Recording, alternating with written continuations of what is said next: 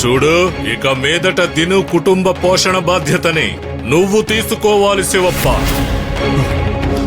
ఒకవేళ దిను బ్రతికినా వాడు సంవత్సరం పాటు ఏ పనికి వెళ్ళలేడు.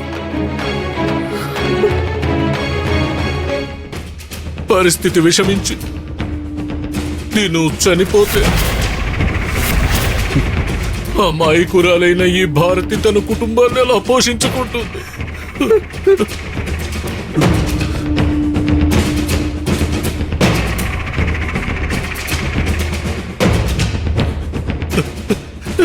పాండురంగ,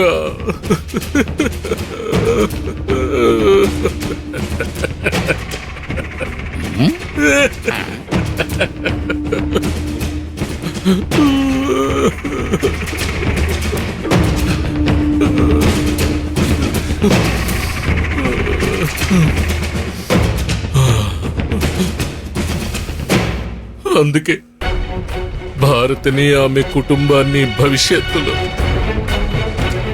శివప్పే పోషించారు.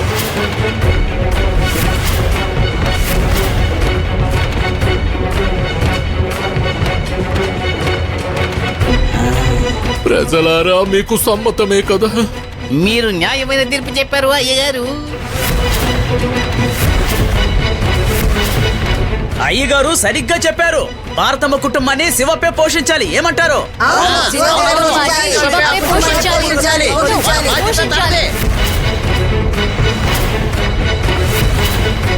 విఠల విఠల